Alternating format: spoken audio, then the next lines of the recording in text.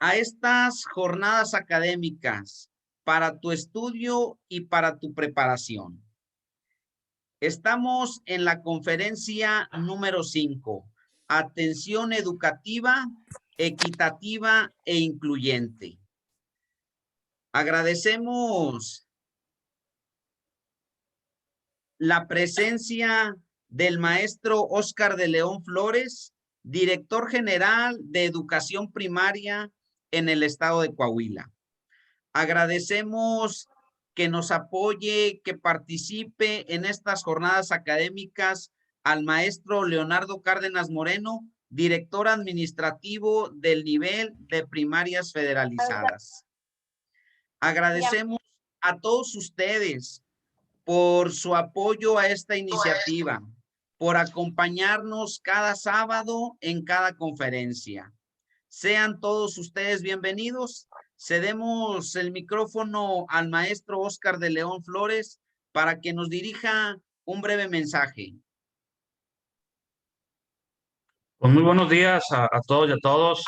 Pues con el gusto de saludarte, mi amigo Heraldo, supervisor escolar de aquí de educación primaria de la zona escolar 160 de la capital del estado, de aquí en Saltillo. Pues como siempre, felicitarte por esta iniciativa, mi profe. Agradezco también que está aquí el maestro Leonardo, mi compañero y amigo de trabajo, director administrativo de primarias federales, y una serie de jefes de sector que están aquí con nosotros, profe Heraldo. Te comento que tenemos jefes de sector aquí ya conectados de la región Laguna, de la región norte, de la región Cinco Manantiales, de la región Carbonífera, de la región centro del estado, precisamente para arropar esta iniciativa que bien tuviste desarrollar.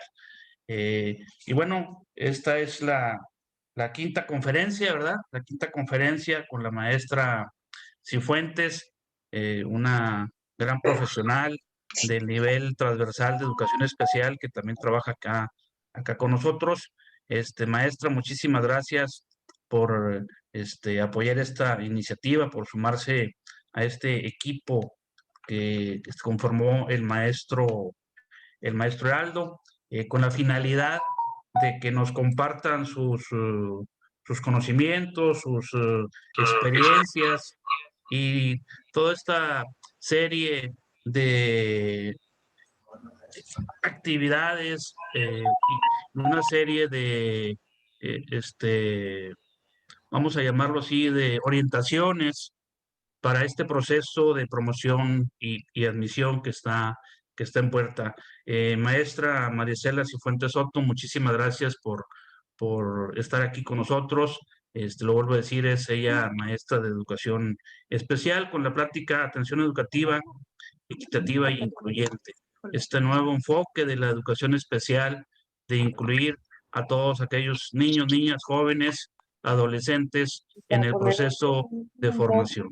La verdadera inclusión educativa no solo se da en el aula, compañeras y compañeros, se da en nuestra casa, se da en la vida real, se da en todo el contexto educativo. Son personas como todos nosotros y a veces con alguna discapacidad, a veces con alguna situación cognitiva, pero no olvidemos que son personas como todos nosotros con los mismos derechos para estar en este proceso de formación educativa. Sean todos bienvenidos, felicidades. Yo sé que hoy es sábado, como cada vez que lo vemos aquí, ya en un periodo vacacional. Sin embargo, creo que aquí están las maestras y los maestros que están deseosos de mejorar su formación profesional, pero sobre todo muy conscientes de mejorar nuestro sistema educativo nacional. Felicidades y aquí vamos a estar. Muchísimas gracias, profe Heraldo. Muchas gracias, maestro Óscar de León Flores. Le mando un fuerte abrazo a la distancia. Maestro Leonardo Cárdenas Moreno, si nos hace el favor de dirigir unas palabras a los compañeros y a las compañeras maestras y maestros. Muchísimas gracias, profe Heraldo. Muy buenos días. Primero que nada, el agradecimiento por la invitación a esta iniciativa. Saludo con gusto y con aprecio a mis compañeros docentes, como ya lo manifestaba el profe Oscar, ¿verdad? Pues tenemos aquí jefes de sector, supervisores, directores, ¿verdad? Las distintas figuras educativas que conforman nuestro sector educativo. Mi reconocimiento, ¿verdad? Puesto que, pues a pesar de que ya estamos en un periodo de receso vacacional, ¿verdad? Aquí los vemos conectados y atentos a las iniciativas que se están llevando a cabo. Esta iniciativa, ¿verdad? Como ya les he comentado anteriormente, espero y les sirva para superarlos profesionalmente, ¿sí? Que esto les ayude en forma personal, no solamente para prepararse para un examen, sino para desarrollar lo que aquí se ve en nuestra práctica diaria. De hecho, un reconocimiento, profe Heraldo, porque en las conferencias he visto cómo los temas que se imparten se aterrizan en lo que es nuestra práctica diaria. Incluso he visto los reactivos que generas o que elaboras y con escuelas de tu zona escolar, ¿verdad? Y pues es algo, ¿verdad? Que nos motiva y que nos lleva a la reflexión de decir, ah, caray, pues esto no nada más está escrito en un papel, esto lo podemos llevar también a la práctica. Así es que nuevamente el agradecimiento y esperemos que sea una conferencia muy productiva que nos deje muchos elementos. Yo sé que cuentan con muchos elementos, pero todos los días aprendemos algo nuevo. Mi reconocimiento para la profesora Marisela, ¿verdad? Ella es supervisora de un SAER. Yo la conozco, he estado en sus conferencias. Es una persona muy profesional, al igual que todo el equipo de compañeros que están participando en esta iniciativa. Gracias y pues invitarlos a seguir el canal del profe Heraldo. Sé que van a aprender muchas cosas de esto. Gracias. Gracias, maestro Leonardo, por apoyar e impulsar estas iniciativas. Conferencia Atención Educativa, Equitativa e Incluyente. A cargo de la maestra María Marisela Cifuentes Soto. Su trayectoria. En formación profesional, cursó la licenciatura en atención de personas con alteraciones en la audición y el lenguaje en la Normal Regional de Especialización. Maestría en educación en la Universidad Autónoma del Noreste y doctorado en planeación y liderazgo educativo en la misma universidad. Actualmente es candidato a doctor con la investigación, la dirección escolar desde una perspectiva científica en educación primaria. Actualmente se desempeña como supervisora de la zona escolar 101 de Educación Especial Federal y es asesora académica externa en el equipo técnico estatal de la Coordinación General de Educación Normal y actualización docente en las escuelas normales del estado de Coahuila de Zaragoza. Maestra Marisela Cifuentes, muchísimas gracias por colaborar, por ser parte de esta iniciativa. Bienvenida y adelante con la conferencia. Muchas gracias, profe Heraldo. Buenos días a todos, compañeros. Buenos días, profesor Oscar de León y maestro Leonardo. Un gusto que estemos compartiendo este espacio con toda la estructura y todos los amigos del profe Heraldo. Es un gusto. Voy a iniciar a compartir pantalla para abordar con ustedes esta conferencia número 5, Atención Educativa, Equitativa e Incluyente.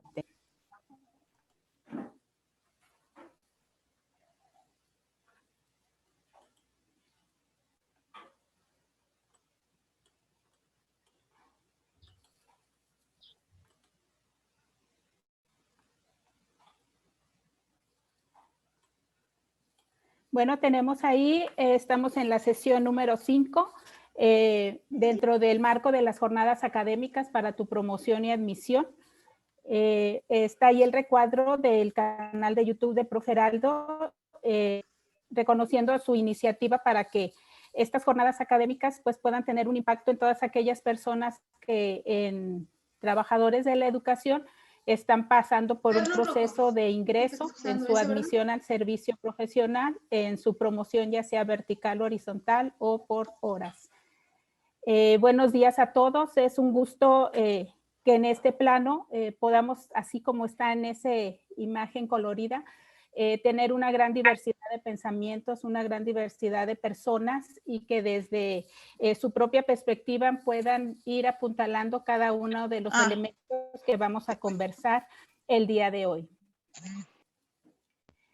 En este marco para la excelencia en la enseñanza y la gestión escolar en la educación básica, vamos a tomar algunos elementos muy puntuales de los perfiles profesionales, criterios e indicadores, tanto para el personal docente como técnico docente, de asesoría técnico-pedagógica, directivo y de supervisión escolar, que están planteados en el documento emitido el 11 de diciembre del 2020. Específicamente estamos desde todas esas figuras viendo los dominios, criterios, indicadores del perfil, porque algunos de los elementos de esta charla que vamos a tener entre todos, pues obedecen a cómo cada una de las figuras puede ir acopiando los elementos que interioriza, se relacionan directamente con su práctica.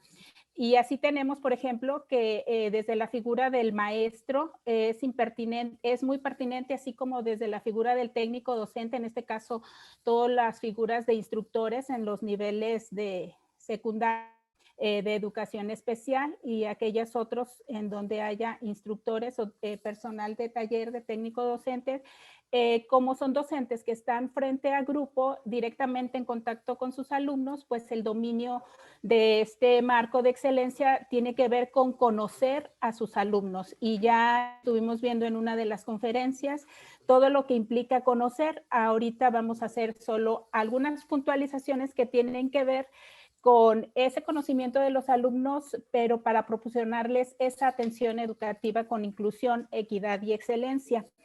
Del mismo modo, desde la figura del ATP, es esa misma puntualización de la inclusión, equidad y excelencia tiene que ver con lo que directamente realiza nuestra figura de ATP. Sí tiene que conocer a los alumnos, pero desde la mirada de los docentes, o sea, conocer las prácticas que nuestros docentes realizan en el día a día y cómo esa práctica también se ve permeada por la cultura de las escuelas en donde laboran. Y en ese sentido, todo lo que aquí se revise sobre el marco de la inclusión, equidad y excelencia, tiene que apropiárselo desde ese sentido orientador que tiene con sus homólogos docentes y en ese conocimiento también de todos los contextos que se viven en la escuela. Por otra parte, el director de escuela tiene que, de manera escalonada, obviamente conocer cómo aprenden los alumnos, tiene que conocer cómo trabajan los maestros, cómo se viven las culturas en las escuelas, pero también tiene que reconocer la importancia de su función y está resaltado ahí el verbo construir porque es la figura guía que con su colectivo docente va a generar una cultura escolar que se centre en este marco de equidad e inclusión, además de la interculturalidad y la excelencia. Y la figura de los supervisores que nos acompañan o del supervisor o supervisora escolar, obviamente para poder llegar a plantear lo que su dominio menciona, pues tiene que conocer cómo aprenden los alumnos, tiene que conocer cómo se desarrollan las prácticas de los maestros, tiene que reconocer la figura del director para construir esa cultura escolar, porque todas esas figuras son su colectivo docente en ese orden y su principal fuente de información para que pueda, con el conocimiento de las políticas educativas que ya conoce y el conocimiento cercano de lo que pasa en sus escuelas, pueda orientar esa construcción desde una perspectiva compartida de mejora educativa y obviamente permeada pues con todos los elementos de la atención educativa con inclusión, equidad y excelencia.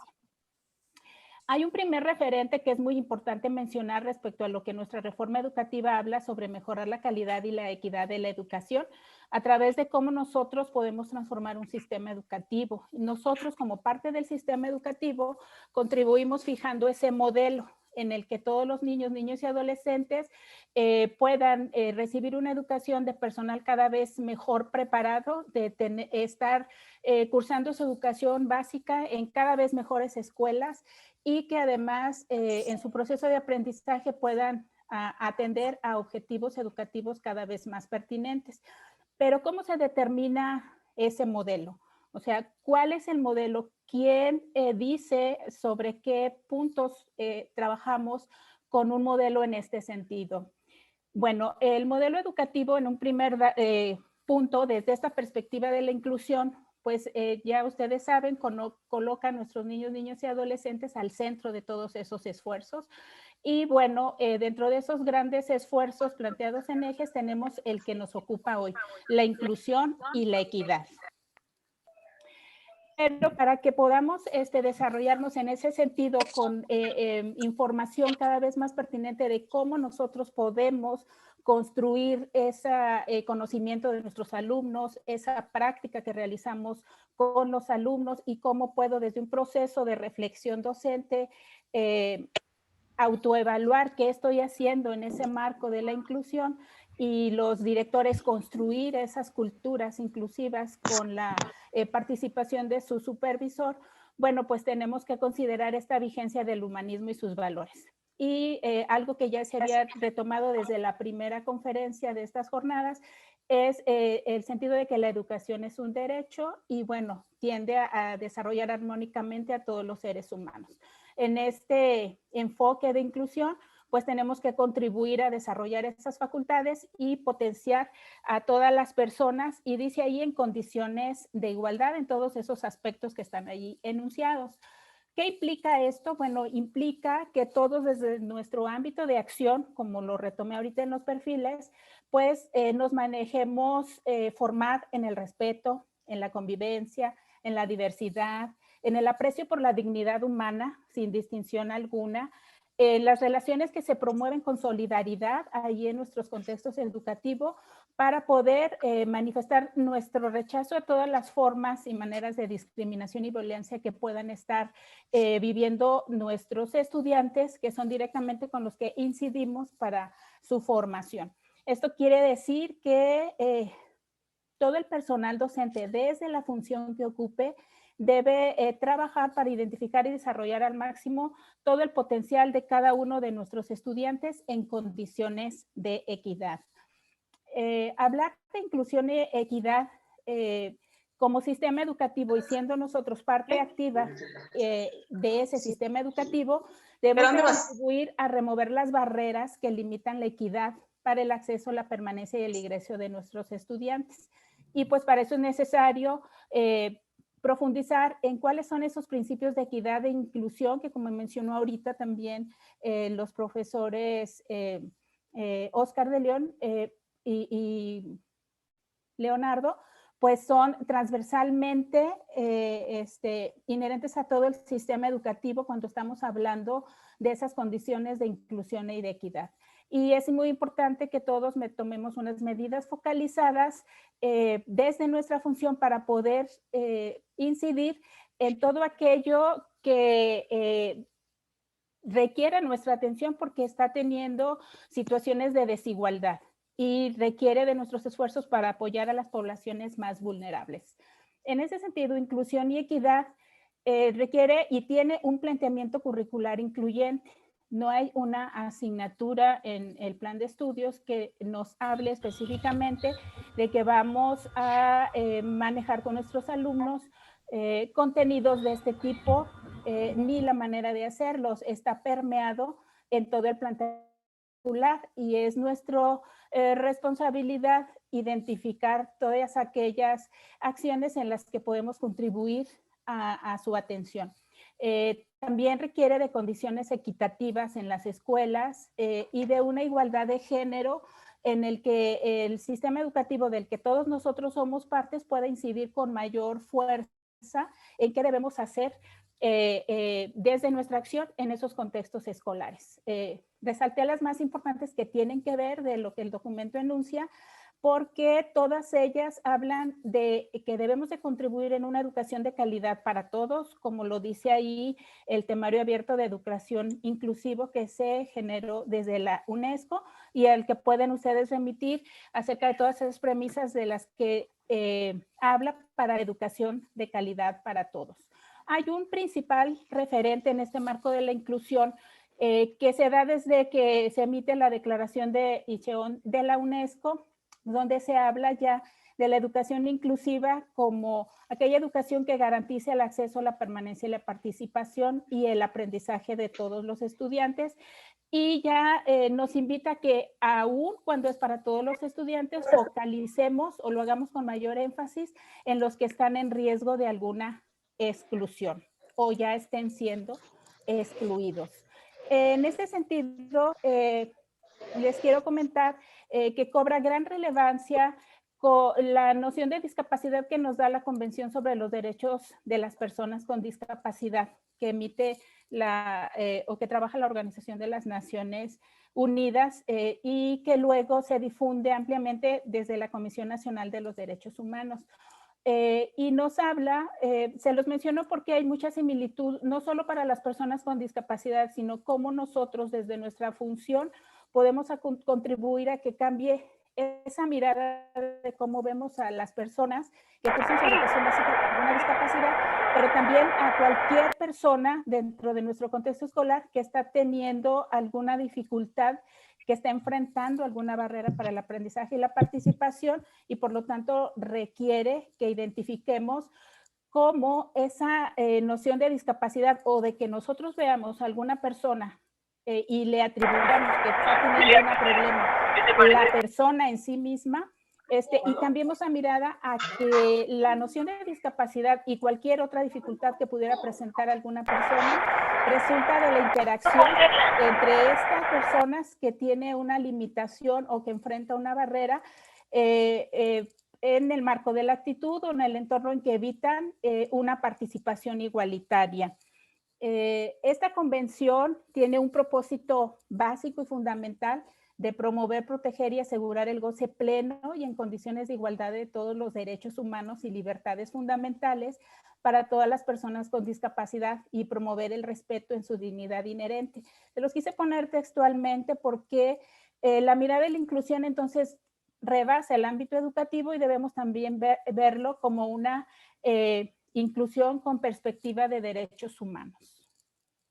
Y así el artículo 24, que todo educativo, toda persona, incluidos el personal de asistencia y apoyo a la educación, debemos de conocer en el que dicta esta convención, es cómo los estados partes brindarán a las personas con discapacidad la posibilidad de aprender habilidades para la vida y su desarrollo social.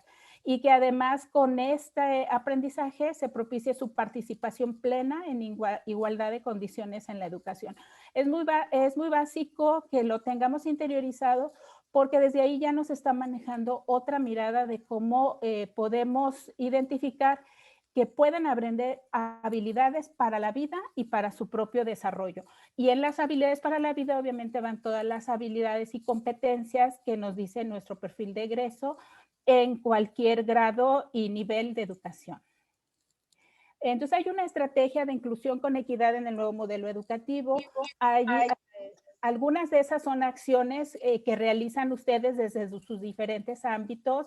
A veces se dan nivelaciones para estudiantes con mayor grado de nivelidad, a veces se les da la oportunidad, entre comillas, de que se incorporen a las escuelas regulares, a veces se llegan a adaptar a las necesidades y características de los estudiantes desde el contexto escolar, muchas situaciones que les dan mayor accesibilidad y ahí están algunos de ellos, se les pueden dar espacios físicos más adaptados o se les puede proporcionar materiales también más adecuados, se llega incluso desde la autogestión o la autocapacitación o estrategias de capacitación de las diferentes instancias para los maestros y también para los padres de familia.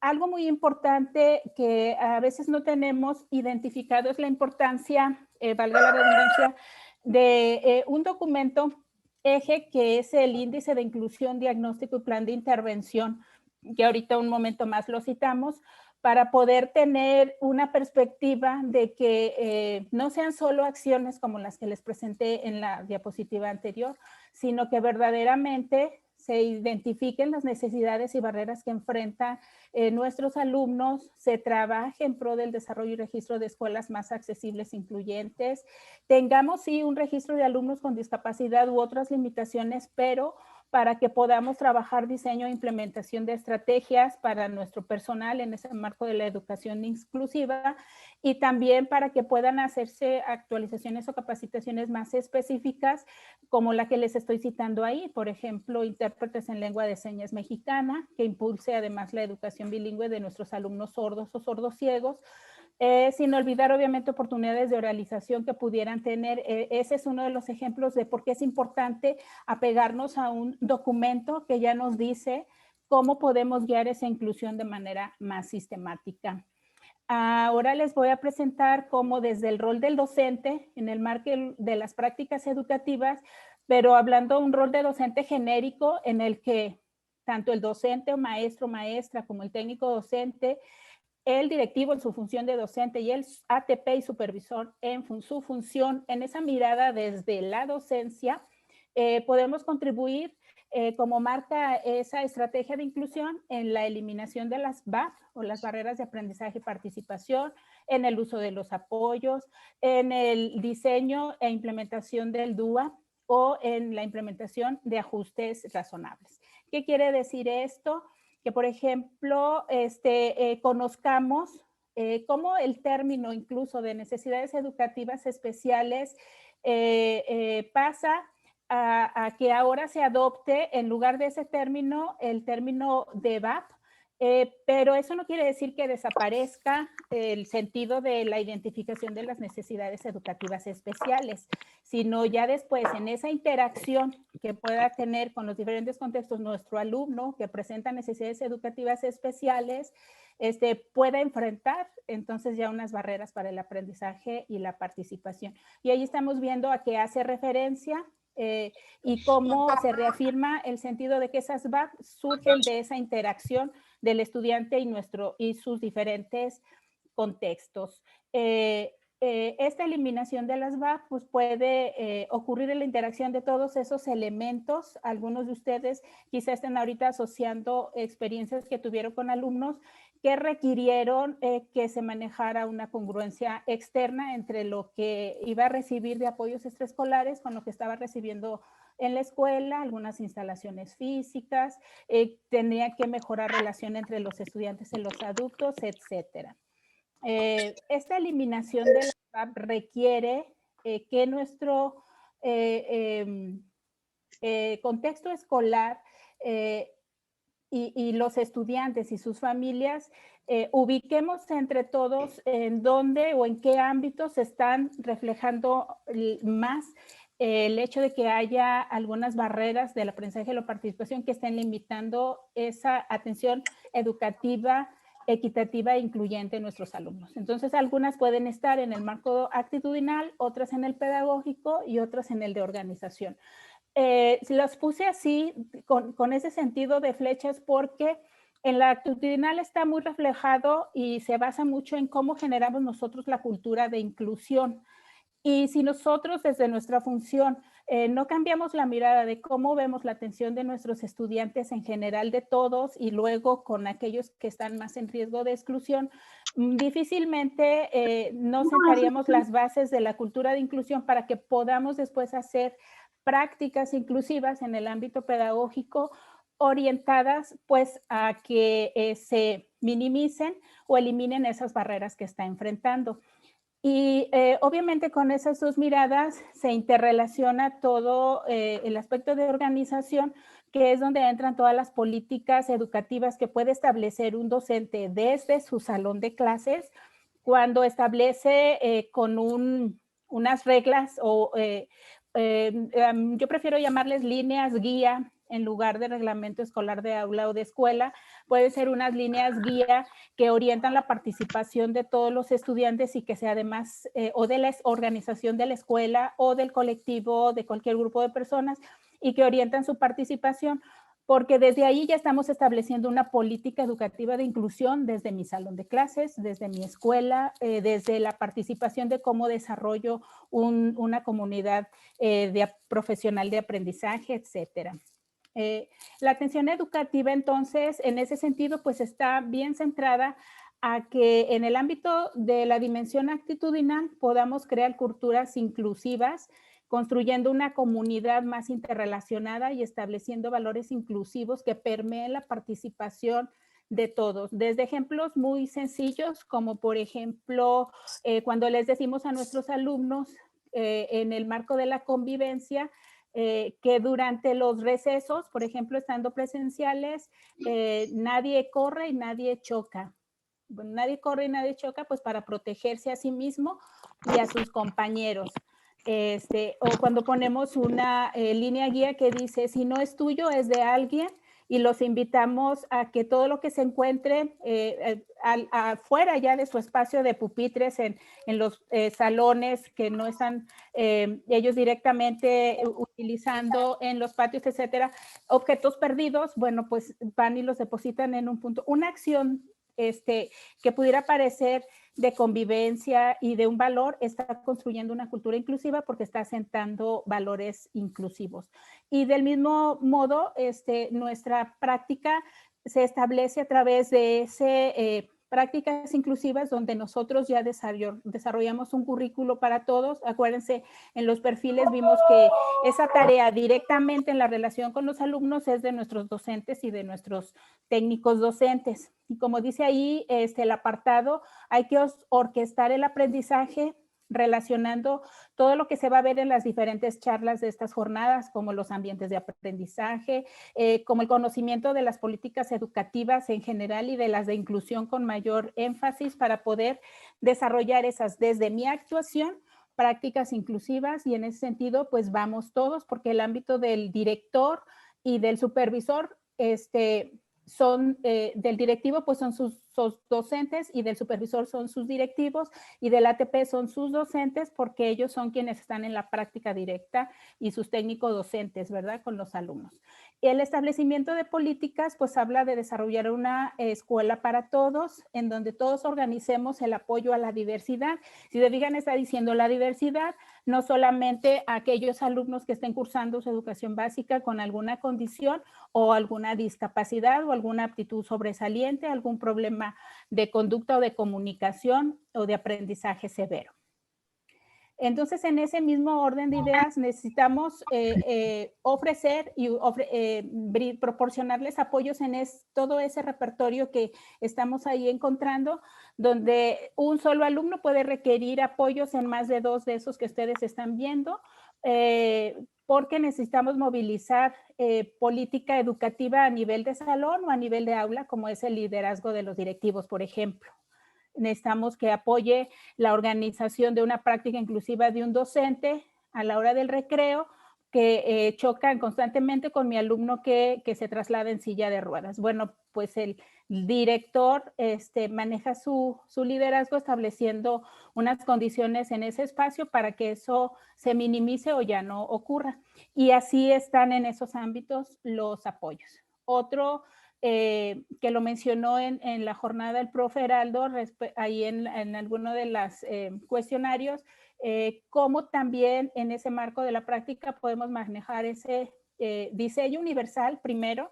La base del diseño universal para el aprendizaje es primero hacer un diseño universal, porque el diseño universal nos va a dar condiciones de accesibilidad, y si luego ya hacemos el DUA, nos va a permitir diseñar y construir espacios que ya consideren todas las necesidades para las personas. Construir un DUA no es como que ya sigo la receta, porque no hay un usuario modelo, entonces no hay una receta modelo. Cada alumno, cada grupo de alumnos requiere unas condiciones para establecer un DUA, pero sí pensando en la premisa de que va a beneficiar a todos, de que está destinado a distintos usuarios, cursen o no con alguna discapacidad o condición, o tengan alguna necesidad educativa especial que los haga enfrentar alguna barrera para el aprendizaje y para la participación.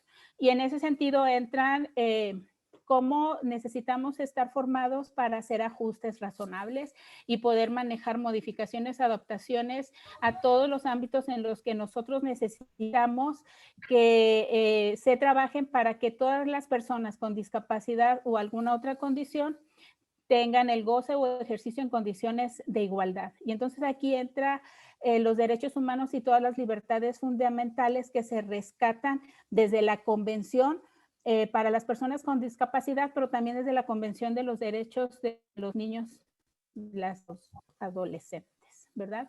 Estos ajustes razonables se viven en diferentes ámbitos, ahí están viendo algunos de ustedes, y es necesario que identifiquen ustedes cómo en su día a día realizan ajustes razonables, cuando están interesados en darle una respuesta educativa de excelencia, de inclusión y de equidad a nuestros alumnos, y a veces hacen adecuaciones o ajustes a sus materiales, a veces lo hacen a la infraestructura. No solamente es la infraestructura y decir, bueno, pues ya le generé rampas, pasamanos para mi alumno que presenta una debilidad visual, etcétera, sino cómo esos elementos de infraestructura verdaderamente tienen un servicio de inclusión para todos y de accesibilidad universal, donde el pasamanos les va a servir a todos y la rampa les va a servir a todos también para mejorar el acceso a la instalación. Entonces son algunos ejemplos de los ámbitos o de los elementos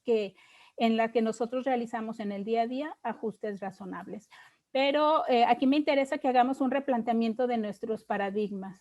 Esta perspectiva de la inclusión, desde la perspectiva educativa de la inclusión y ahora desde la perspectiva de los derechos humanos, ¿qué piensan ustedes? ¿Estaba implícito o no se advirtió en el modelo?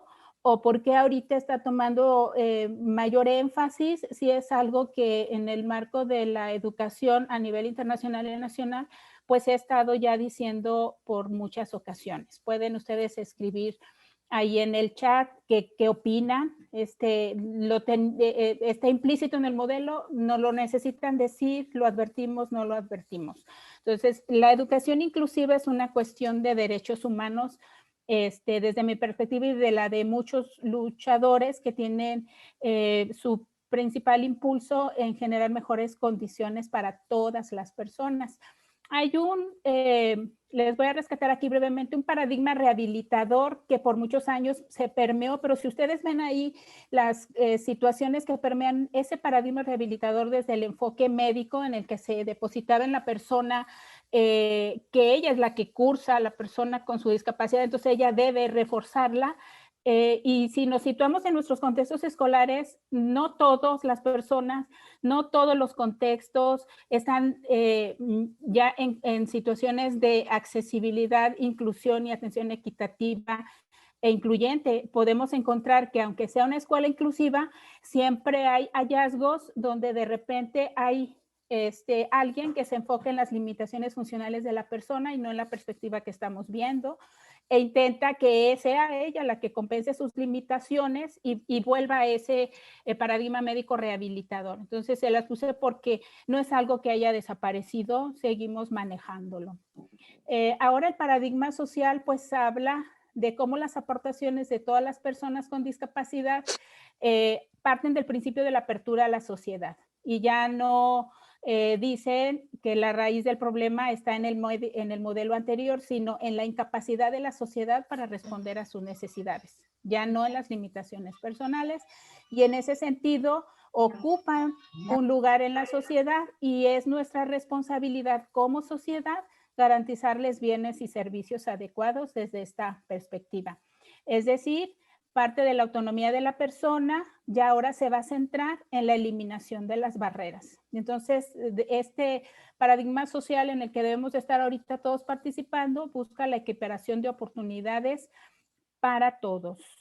Y entonces el paradigma de los derechos humanos pasa por algo de lo que el licenciado Dustin ha mencionado en este espacio en su conferencia 1 o en muchos de los espacios donde lo hemos escuchado, como desde el derecho natural, luego los derechos vigentes que se dan en el marco normativo y legal, como los nuevos derechos que siguen surgiendo hasta llegar a esa perspectiva de derechos Humanos, de la discapacidad desde la perspectiva de los derechos humanos, nos habla que todos tienen un origen en el derecho natural y somos nosotros los que a veces nos manejamos en conflicto con esa realidad y pensamos que es al revés, como viéndolos con el primer paradigma rehabilitador y médico. Cuando lo hacemos así, nos estamos todavía situando en una experiencia discapacitante, porque decimos, la persona tiene una deficiencia, entonces la persona enfrenta una barrera y entonces tiene una discapacidad, y no lo estamos haciendo como en el contexto social, donde somos nosotros los que con la mirada les estamos creando esa experiencia discapacitante. Entonces necesitamos cambiar la pregunta. Muchas veces, en vez de preguntar qué es lo que no funciona en las personas con discapacidad, hay que preguntar cuáles son las condiciones económicas, políticas, educativas y sociales que debemos cambiar para incluirlas. Si lo hacemos así y ustedes gustan contestar ahí en el chat la pregunta 2, estamos dando el brinco, cambiando la pregunta al trabajar ya en todas las dimensiones que les mencioné hace rato, y será interesante ver alguna de sus opiniones, ahí que la vaya viendo quizá el profe Heraldo o su equipo, para conocer su perspectiva, cuáles son esas condiciones, porque en ese sentido estaríamos trabajando en ese esquema de interacción que les estaba hablando. Entonces, identificar cómo interactúa el contexto con las personas para identificar las barreras que enfrenta pudiera parecer fácil, pero no lo es si no lo cambiamos con la mirada, si seguimos viendo que es la persona la que no funciona.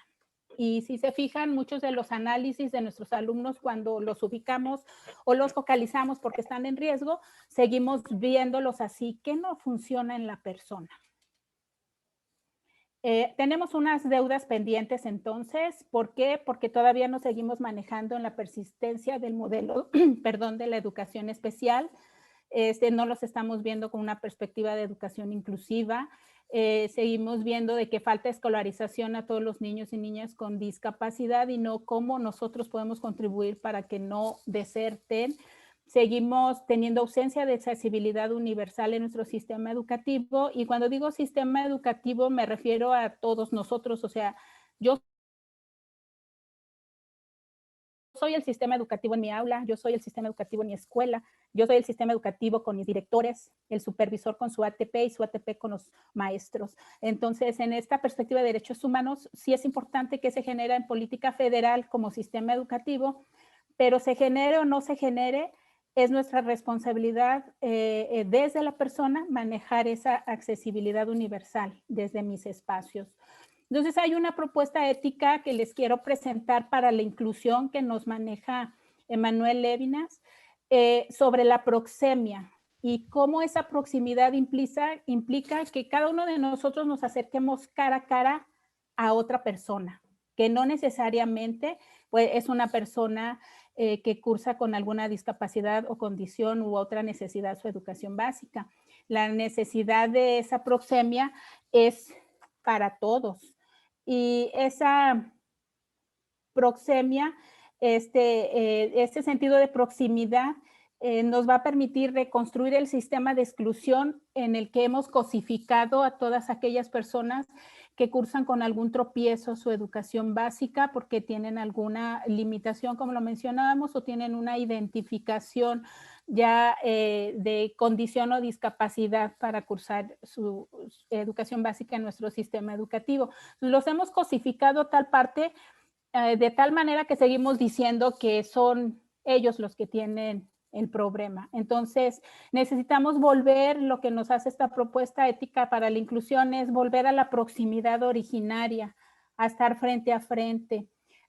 Implica dejar que el otro se nos revele en su totalidad como persona.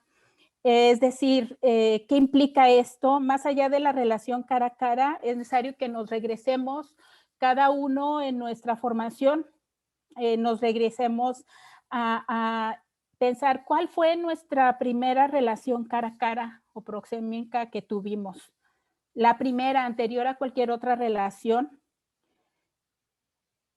He escuchado en los escritos de este autor que se refiere a que es un hecho que la persona nace en alguien, no en algo. Entonces, en ese interior de la corporalidad materna es la primera relación proxémica que vivimos, es una piel dentro de otra piel. Entonces, debemos volver a evocar ese sentido de proximidad para poder acercarnos más a nuestros alumnos y reconstruir y eliminar o minimizar ese sistema de exclusión en que los hemos cosificado. Entonces, ahí hay una propuesta ética que nos propone Mauricio Melgar, que algunos sí han tenido el gusto de escucharlo, desde cuando estaba en la Comisión Nacional de Derechos Humanos nos proponía. Entonces, la discapacidad ya sabemos que surge entre la interacción del individuo con las limitaciones y las barreras en la actitud y el entorno que enfrenta.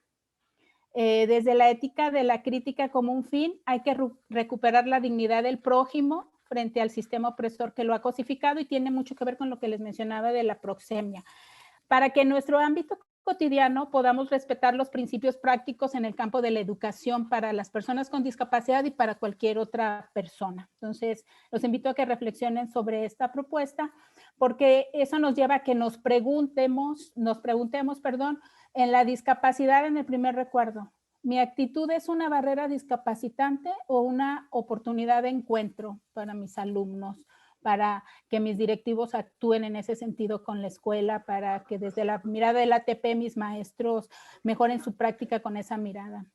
O desde el ámbito de la ética crítica, busco dignificar y liberar al oprimido por causa de la discapacidad, o lo cosifico, lo sigo cosificando.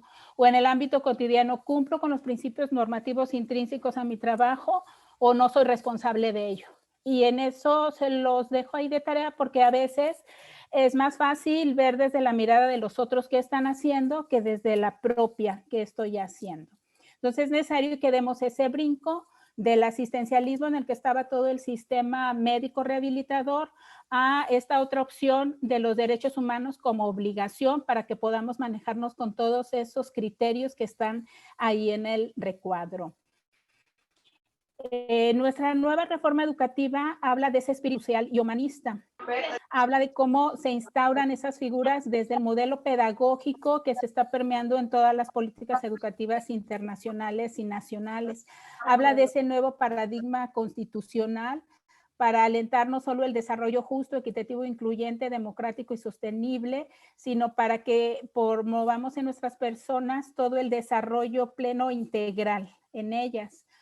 Entonces hay unas dimensiones para esa formación integral que están totalmente enlazadas a lo que nuestros criterios e indicadores de los perfiles nos manejan. Poniéndolos al centro, como ya lo habíamos comentado, entonces tenemos que trabajar en la dimensión cognitiva, en la física, en la emocional, en la cívica, en la moral y en la estética. Y entonces aquí se ve el sentido de transversalidad de las condiciones de la atención con inclusión y que además sea equitativa, ¿verdad? ¿Qué objetivos fundamentales tenemos asociados a las figuras? Entonces, ahí podemos ver que tenemos esa exigencia social de manejarnos en una educación universal e inclusiva, en ese espíritu social y humanista del derecho de la educación de todas las personas, en que sí tenemos que tener que la rectoría de la educación corresponde al Estado mexicano, pero ¿quiénes somos el Estado? Bueno, el Estado, desde todas las miradas, pues somos todos los servidores públicos que además en el marco de la Ley General de Responsabilidades Administrativas, ya se enuncia ahí que todos somos parte del Estado simplemente por estar dentro de la educación o cualquier otra instancia en la que tenemos una responsabilidad pública como servidores públicos. Entonces, en ese sentido se los explico porque también a veces tenemos a decir que yo no puedo contribuir como persona en mi ámbito porque el sistema educativo o el Estado no ha hecho lo propio.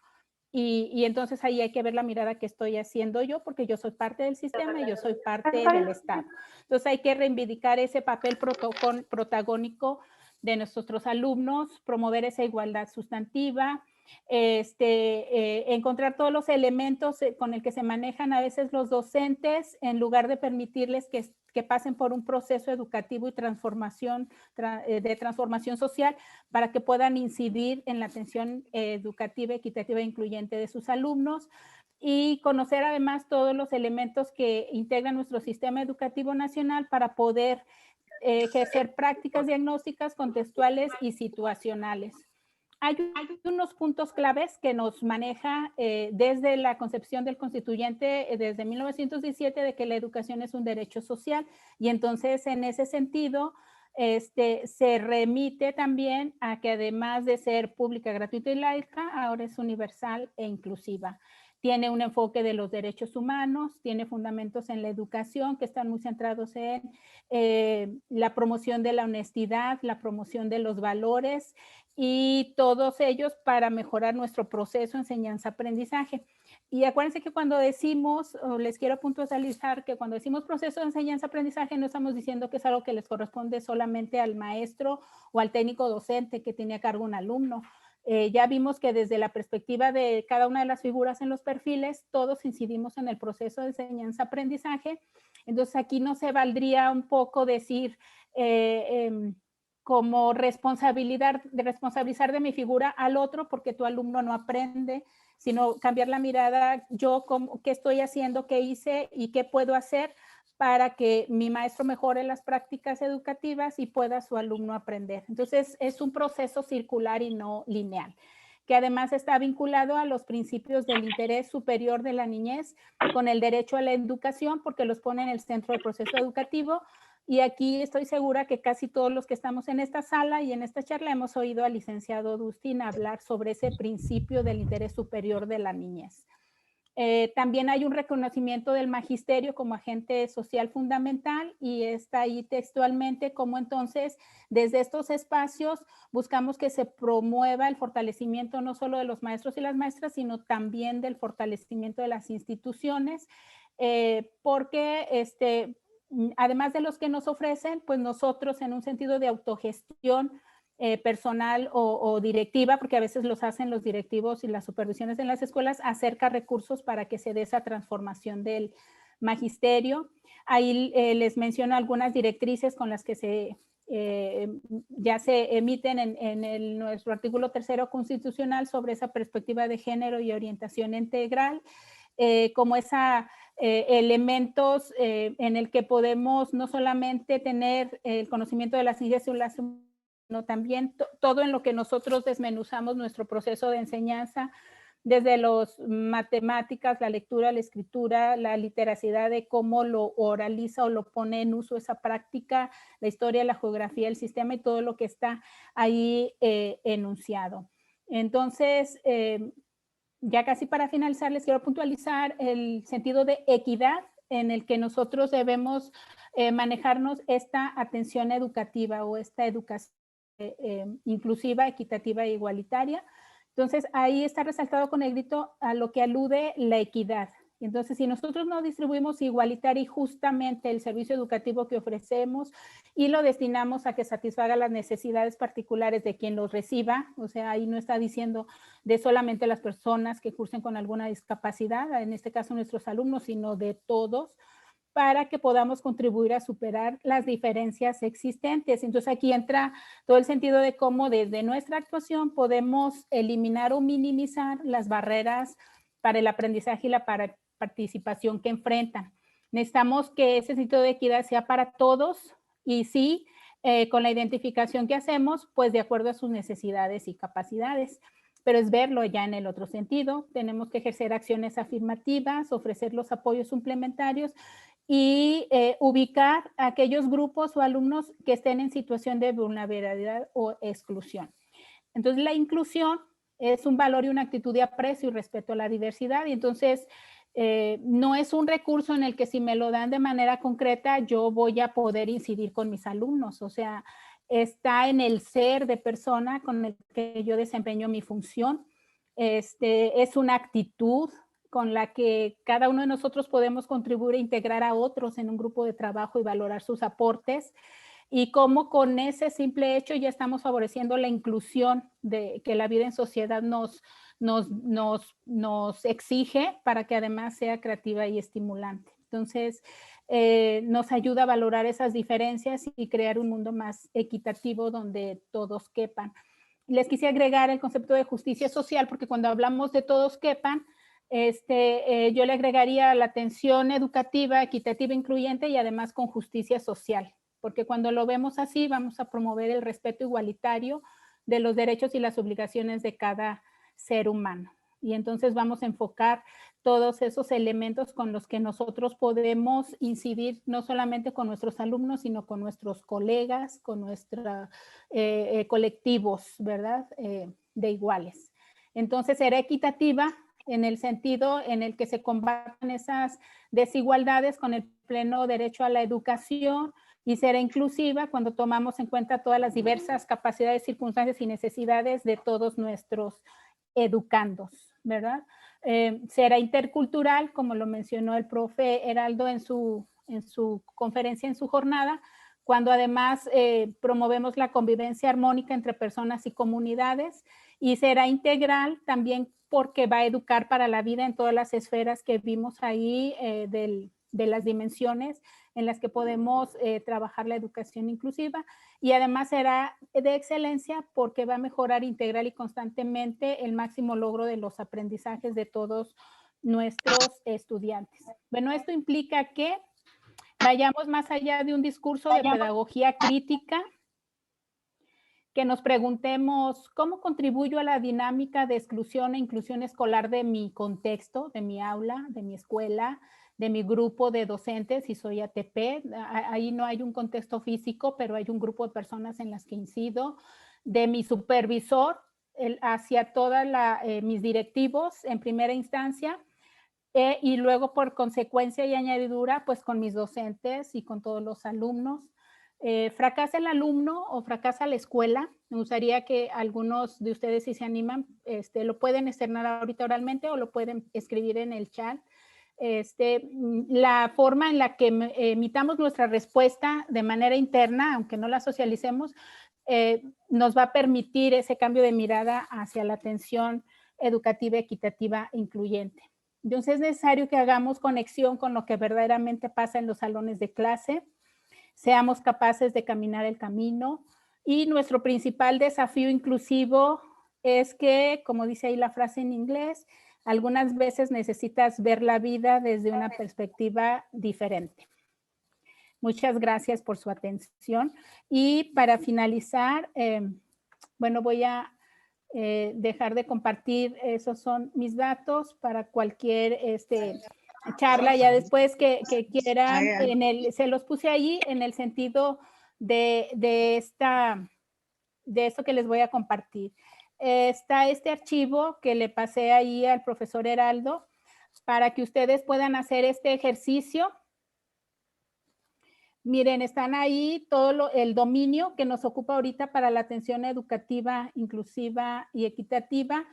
Está el dominio de los maestros, está el criterio que marca sobre desarrollar estrategias. Vamos a ver brevemente este ejemplo.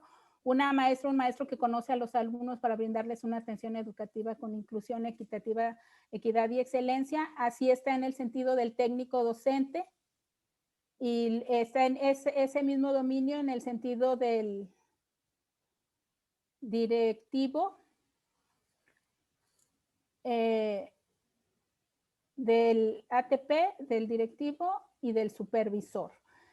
¿Por qué me parece importante dejarles esta tabla como ejercicio? Porque en lo personal le encuentro muchas bondades cuando ubicamos en este sentido de congruencia y ubicar el criterio que nos está pidiendo el perfil, luego indicar el indicador y que cada uno de ustedes de manera individual o si gustan después reunirse por colectivos o por figuras o grupos heterogéneos en su contexto escolar, escriban las acciones con las que ustedes ponen en práctica ese indicador. O sea, si dice que dialoga con sus alumnos de forma respetuosa y empática a fin de conocer su situación de vida, necesidades, intereses, ideas y emociones, todos los criterios, dominios e indicadores, si se fijan, están escritos como una competencia. ¿Y qué es una competencia? Es un verbo en acción. Entonces, si nos aprendemos esto literalmente y luego en el examen de admisión, de promoción, nos vienen preguntas tipo casos con opciones, si no aterrizamos en acciones, de realización y ejecución, de seguimiento y evaluación, y además no ubicamos una evidencia con la que yo realizo ese trabajo, va a ser muy difícil que cambiemos esa mirada con la que les propuse en las diapositivas, porque no todo se puede quedar en el discurso, debemos aterrizarlo a que si el indicador dice que yo dialogo con los alumnos de forma respetuosa y empática, pues ¿qué acción realizo aquí? Y entonces no puede decir, no puedo escribir, platico con ellos cuando se me acercan, porque entonces ahí la acción no depende del docente, el que se acercó fue el alumno. Tiene que ser una acción intencionada del docente, del directivo, del ATP. ¿Cómo podría darse ese diálogo con los alumnos de forma respetuosa y empática? Y entonces ahí hay una primera acción donde a lo mejor establece reglas o líneas guía para todos levantar la mano cuando haya un turno de hablar. Y entonces por consecuencia se va a dar el diálogo. O identifico al alumno que de manera cotidiana está triste, cambia un comportamiento abruptamente como normalmente lo hace. Diálogo con la familia, indago, etcétera. Entonces, acciones de ese tipo concretas, cómo le doy seguimiento y evaluación a esa acción y cómo le doy esa evidencia. Entonces, ese se los dejé ahí al profesor en los recursos, además de todos los recursos que estuvieron viendo en las referencias y citas de las diapositivas, para que puedan en ese sitio que les van a compartir en el chat, tener más recursos de lectura para poder hacer pues una preparación desde la autogestión pues más eficiente, ¿verdad? Muchas gracias a todos por su atención y pues fue un gusto compartir, profe Heraldo, esta charla. Maestra Marisela Cifuentes, muchísimas gracias por su aportación. Sin duda, con la seguridad de que se abordaron pues palabras claves y conceptos muy importantes que deberemos tomar en cuenta para nuestro desempeño diario, que debemos de conocer, y en la medida que los pongamos en práctica en nuestra labor, podremos tener mayores herramientas para enfrentar el instrumento de valoración. Quiero decirles que tuvimos un problema con el chat, entonces no hay chat el día de hoy. Okay. La cuenta Pueden de Zoom nos hacen favor de compartirla, entonces sí tuvimos esa dificultad con el chat desde el inicio, ya no pudimos hacer esa observación. Entonces vamos a retomar algunas participaciones, algún comentario o alguna duda de los compañeros y compañeras que hoy nos acompañan. Si me hacen el favor de levantar la manita para saber quién desea tomar la palabra, y vamos a dar unos 10, 15 minutos. Maestra Elvira Cardona, adelante.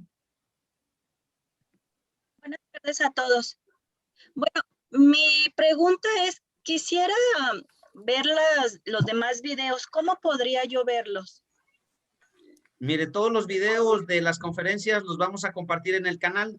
Estamos organizando, estamos editando y con todo gusto ahí van a estar a su alcance. Igualmente los documentos, las presentaciones, el maestro Abraham Villarreal nos hizo favor de construir un sitio, por ahí vamos a estarlas cargando y los vamos a compartir. Ahorita de momento, pues no está el chat para compartirlo, pero pueden ir a mi perfil de Facebook, búsquenme como José Heraldo Covarrubias Lugo, ahí va a estar el sitio para que puedan tener todas las presentaciones, va a estar el enlace del canal y va a estar el enlace del grupo de WhatsApp. Entonces búsquenme en Facebook, José Heraldo Covarrubias Lugo, para que puedan ver ese apartado y esos enlaces. Maestra Elba Marta, ¿la escuchamos? Gracias. Para agradecerle a la ponente por su conferencia, está muy interesante, maestra María Marisela, y decir para todos mis compañeros que en este tiempo de pandemia, en este año reciente, el contexto del alumno está omnipresente en nuestro trabajo áulico, en nuestro trabajo pedagógico. Entonces, aquí es muy importante que pongamos atención a las barreras de contexto que tienen los niños, porque se vuelven una barrera no solo para el aprendizaje, sino para el propio acceso al sistema educativo, que es un derecho. Si el modelo que el maestro o que el docente plantea para trabajar pedagógicamente con el alumno no le permite el acceso, entonces de esa manera es excluyente. Asimismo, la cuestión de la participación. Si su familia no apoya, aquí no es el tema solamente de que si tiene internet, no tiene internet, sino es también una dificultad específica que tienen las familias vulnerables en situaciones de vulnerabilidad social. No hay un entorno propicio para la escuela. Entonces, esas consideraciones creo que las debemos hacer también desde la parte escolar y considerarlas una barrera para el acceso y la participación de los niños. Y pues el padre de familia, si no te da lo que no tiene, pues esa es su realidad, es lo que es. No nos podemos estar peleando con esa realidad, sino más bien hacer un diseño universal en el que ese niño también esté incluido. Gracias, maestra. Gracias por su aportación. Sin duda nos enriquece a todos nosotros. Maestra Elvira Cardona. Sí, dígame. ¿Tiene la mano levantada? Ay, perdón, no la bajé, disculpe. Ok. Hay otros compañeros que tienen la mano levantada, la verdad, pero sí necesito que pongan su nombre porque no sé quién es. Viene el nombre del celular. Profe, soy yo, Selena Mallorquín. Adelante, maestra. Buenos días. Muy interesante la conferencia. Yo siempre tengo duda en las preguntas, no sé por qué, como que el tema de inclusión, de equidad, siempre me pone nerviosa, no sé por qué. Entonces siempre yo me equivoco en esos conceptos, lo que es inclusión y equidad. Pero ahorita lo que alcancé a rescatar con la maestra, que me gustó, no sé por qué me identificó, dijo, inclusión es un valor, una actitud de aprecio y respeto. Y de equidad me gustó cuando dijo que es la distribución de igualitaria de la educación. Entonces, creo que más o menos me quedó un poco claro, pero sí me gustaría que puso su correo la maestra, que si teníamos algunas dudas, y sí me interesaría ese ejercicio, esa tabla que hizo, que si nos la va a poder compartir o nos da el correo.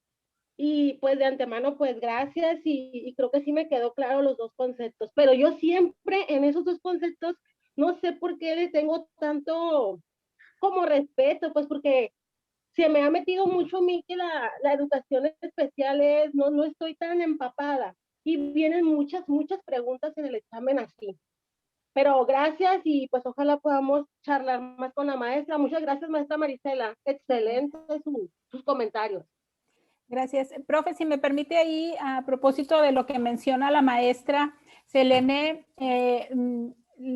les quiero compartir lo que he vivido yo en experiencia propia cuando desde el sistema de la carrera magisterial ha sido un continuo los reactivos de este tipo. ¿Por qué les reafirmé en la conferencia que está en el ser, en la persona, el cambio de manejarnos hacia una atención educativa, equitativa, incluyente y además con justicia social y desde esa perspectiva de los derechos humanos?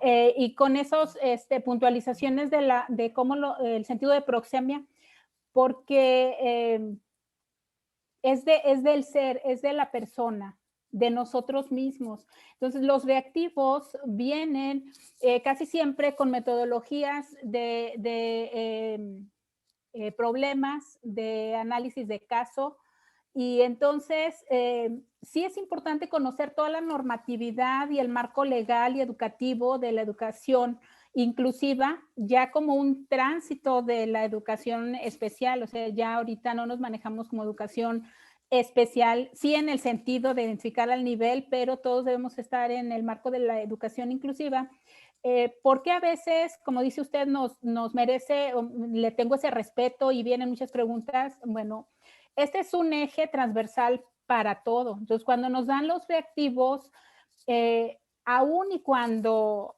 no conozcamos todo el marco legal, si los leemos con ese pensamiento que permea la inclusión y la equidad, vamos a acertar a la respuesta porque está en la persona esa actitud inclusiva, por así decirlo, esa cultura inclusiva. Y entonces nuestra mirada al analizar las posibles respuestas va a estar en ese sentido. Si además conocemos toda la normatividad del marco legal y educativo que sustenta, pues vamos a poder con mayor certeza identificar el reactivo correcto. Entonces, les comento que en mis años de experiencia he conocido docentes muy capaces en el ámbito del conocimiento, pero en el de la actitud inclusiva, de ser persona con esa perspectiva de derechos humanos, se han equivocado en esos reactivos porque su análisis interior los bloquea en el momento de analizar un caso y creen que la respuesta correcta está más en un marco de exclusión. Y entonces llegamos a observar respuestas cuando analizamos un caso de un alumno y determinamos con qué barreras para el aprendizaje y la participación se está enfrentando. Está muy arraigado en ese profesor el sentido de que el problema no está en la interacción de los contextos, sino está en el alumno. Y entonces él se va a ir por las respuestas donde sigue en ese modelo y entonces la va a tener errónea o con menor puntaje de asertividad porque todavía está en un modelo anterior. Por eso la importancia que yo les quise presentar ese cambio de mirada. No sé si me expliqué el sentido de que tienen a veces los reactivos cuando están así. Gracias, maestra Marisela. Maestra Imelda, adelante. Ok, me parece muy claro lo que acaba de decir Marisela, muy correcto. Y mi participación, buenas tardes a todos, disculpe, en el sentido de evitar o distinguir que no entender esto se pueda presentar como un peligro, ¿sí? Peligro, porque entonces no atenderé a todos los alumnos como ellos se merecen. Un ejemplo claro al respecto lo tenemos con un niño de la escuela. Ese niño de la escuela aprende muy bien, no tiene discapacidad, no da problemas de conducta, es un niño tranquilo dentro del salón, muy hermoso, que está en tercero, perdón, ¿sí? Pero hace unos días que lo visitó su maestra a su casa, porque una tía que tiene en Estados Unidos le mandó unos regalos para su grupo, lo encontró con su cabello todo duro, con sus orejitas todas sucias, con una cara de enojo que apenas podía con ella, ¿sí? ¿Qué quiere decir esto? Que aún teniendo un grupo en donde no haya discapacidad, no haya problemas de aprendizaje, no haya problemas de comportamiento o de conducta, tenemos niños en situación de vulnerabilidad. Es allí la ampliación del concepto, no es reducción, es la ampliación del concepto como lo marca la ley, el interés superior del niño, como lo dijo la maestra Marisela, en fin, ¿sí? Es decir, tengo en mis alumnos niños que tienen situaciones en donde ellos no pueden tomar decisiones y yo como docente tengo que estar muy al pendiente con una cualidad muy particular que es la de observación para poder detectar qué pasa con ellos. O sea, no tengo problemas, no tengo un grupo donde haya discapacidad o algo parecido, pero dentro de los niños que sí tengo hay diversidad, que ese es otro término que también es muy importante reconocerlo. Y entonces, en esa diversidad, mi planeación, que es donde voy a aplicar el diseño universal de aprendizaje llamado DUA, tendrá que considerarlos a todos. Y es donde, sin ponerle arribita en el formato, ni abajito, ni en un lado ni en el otro, que los niños tienen alguna discapacidad o que tengo que hacer adecuación aparte, eso no se debe hacer, sino dentro de la misma planeación. Yo debo considerar a todo el grupo, con sus ritmos de aprendizaje, con sus estilos de aprendizaje, aunque no haya problema de aprendizaje, aunque no haya discapacidad y otros elementos que ya mencioné. Es decir, mi propia planeación los va a involucrar a todos. Es ahí donde la inclusión toma el sentido, el significado más amplio que nos ahorita en la actualidad nos ocupa a todos de manera internacional, ¿sí? Entonces, tenemos mucho trabajo como docentes, pero es importante, el peligro que yo le veo es reducir a unos cuantos este concepto tan hermoso que tenemos a nivel mundial, ¿sí? Son todos. Samuelito, el niño que les estoy platicando, es un niño que no tiene por qué batallar, pero considero, y segurito va a ser que en la parte presencial tengamos que hacer mucho desde habilidades socioemocionales o cuestiones parecidas para que vuelva a la escuela con una actitud que le permita aprender. Pero yo, maestro, debo detectar esa situación porque la barrera no está en él, está en la parte familiar y comunitaria. Y al rato que llegue a la escuela, que nosotros no le vayamos a crear una barrera pedagógica, ¿sí? Que eso es muy importante también. Entonces, ojalá que lo veamos con esa amplia mirada y que mi participación haya sido de provecho para ustedes. Gracias. Muchas gracias, maestra Imelda, por su aportación. Cerraríamos la conferencia con la participación de la maestra Perla Díaz. Adelante. No, pues ya lo dijeron todo, profe. Muy buenas participaciones. Mi aportación va enfocada también a hablar de eso. Yo siento que ahorita la mayoría de los profes ya debemos de cambiar el chip de decir, el niño de apoyo es de la maestra de apoyo. El niño que tiene una discapacidad, una necesidad, nosotros no debemos de ser la barrera para ese niño. Entonces debemos enfocarnos a responder, ahorita que se trata de presentar un examen, a responder las preguntas en base al deber ser, no a lo que yo sigo pensando de que es que yo no estoy capacitado para atender a ese niño, entonces se lo mando a la maestra de apoyo. Entonces, yo siento que sí sería muy oportuno que ahorita que vamos a presentar el examen se empiece a cambiar ese chip. Nada más, muchas gracias. Gracias, profe. Muchas gracias, maestra Perla Díaz. Profe. Maestra Marisela, sí. ¿Quiere tomar la palabra? Bueno, nada más para cerrar, como dijo usted que se cerraba la participación, entonces con estas últimas participaciones y en ese sentido personal, al revisar los materiales y la bibliografía van a encontrar ustedes el cuadernillo de la estrategia de equidad e inclusión para la educación básica y pues ese es un recurso para todos y ahí viene claramente a lo que aludía la maestra Perla ahorita, debemos de, y bueno, y la maestra Imelda también, de cambiar esos conceptos y formas de pensar que ya pueden o son obsoletas, pues porque no tienen un esfuerzo, un sentido congruente cuando seguimos diciendo que el alumno tiene necesidades especiales o el alumno con VAP, cuando ya se trata de un niño que está experimentando barreras para el aprendizaje y para la participación. Entonces, el hecho de que incluso empecemos a mecanizar interiormente el uso adecuado de los términos, entonces ya debemos de pasar de decir el alumno que tiene necesidades educativas especiales, como dijo la maestra ahorita, el alumno de la maestra de apoyo.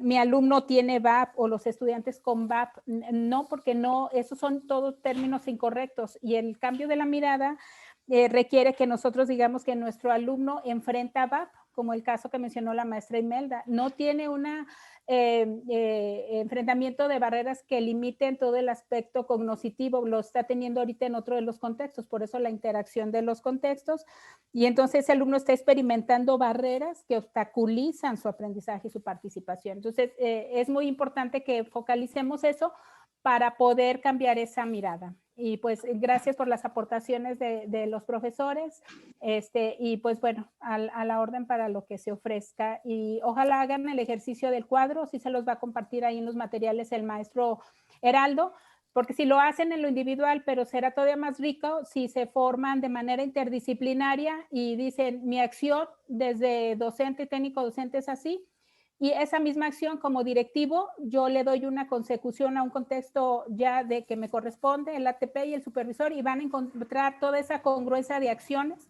para mejorar las prácticas, las culturas y las políticas inclusivas. Maestra Marisela Cifuentes, agradecemos su colaboración y su apoyo en este proyecto de jornadas académicas. Muchas gracias a todos los participantes que nos acompañan cada sábado en este proyecto. Un fuerte abrazo, muchísimas gracias y nos estamos viendo. Hasta luego. Hasta luego, un gusto compartir. Hasta luego, que estén muy bien.